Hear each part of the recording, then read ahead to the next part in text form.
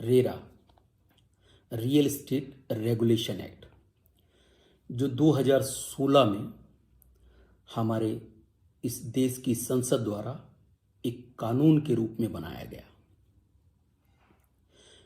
जिस एक्ट का काम था कि जो रियल एस्टेट डेवलपर है और कस्टमर है, उन दोनों को अकाउंटेबल बनाया जा सके। अगर आप बिफोर रेरा के रिजीम की बात करें तो मुझे लगता है उसमें बहुत सारी चीज़ें ऐसी थी जो शायद रेरा होने के बाद उनका समाधान निकल चुका है। आज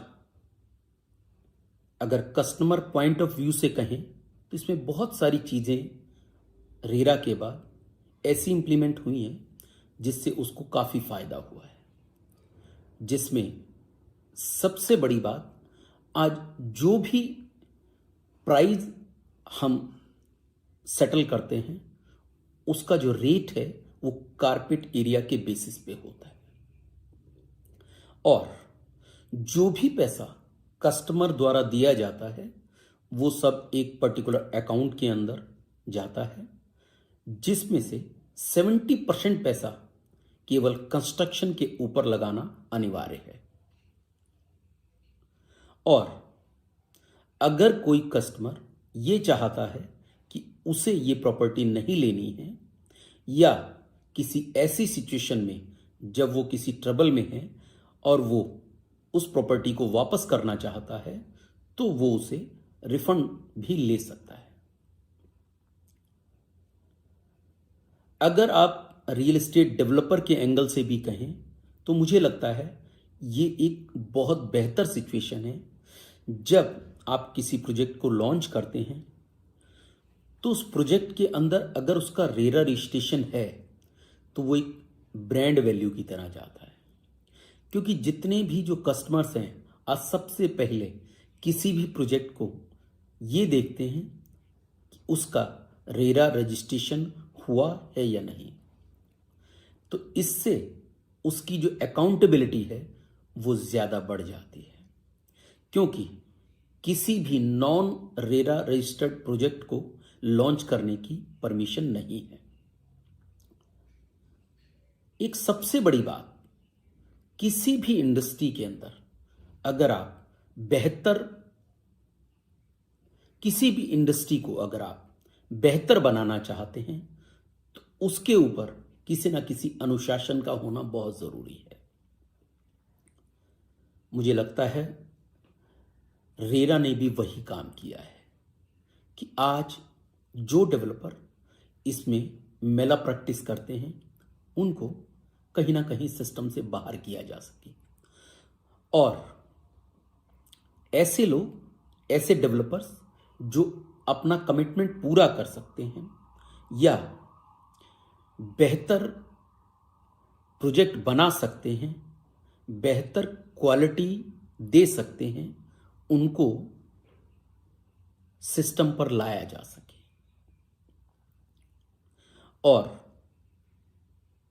जो कस्टमर अपनी खून पसीने की कमाई उस डेवलपर के हाथ में फेथ कर देता है, उसको उसके सपनों का घर मिल सके। और मुझे लगता है जो रेरा है वो उसमें एक ब्रिज की तरह है, जो डेवलपर और कस्टमर में एक फेथ बनाने का काम करता है। आज ऐसे डेवलपर जो नॉन सीरियस हैं, मुझे लगता है रेरा आने के बाद उन लोगों के लिए अब ये इंडस्ट्री नहीं है।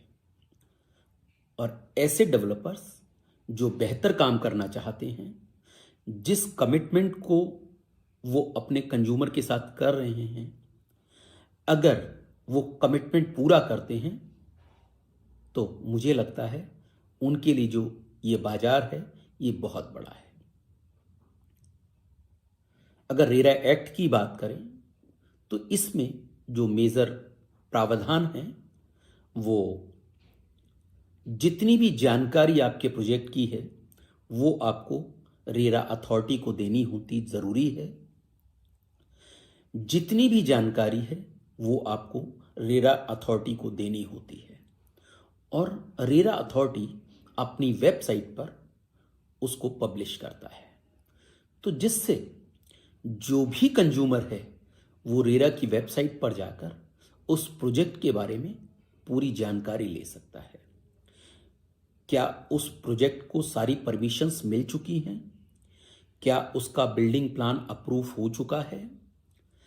क्या जो प्रोडक्ट उसे बताया जा रहा है उस प्रोडक्ट को वैसे ही अप्रूव कराया गया है जैसा उसे सेल किया जा रहा है? और भी ऐसी बहुत सारी जानकारी साइट्स पर अवेलेबल होती है। तो ऐसे में जो कंज्यूमर का फेथ है वो कहीं ना कहीं बहुत बढ़ जाता है।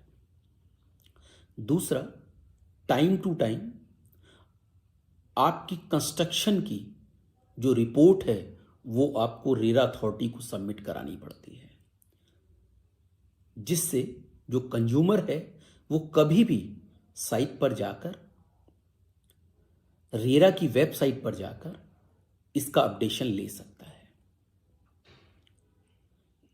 तीसरी बड़ी बात, जो भी कमिटमेंट उस डेवलपर ने किया है उस टाइमलाइन के अंदर उस प्रोजेक्ट को डिलीवर करना उसकी कंपल्शन है।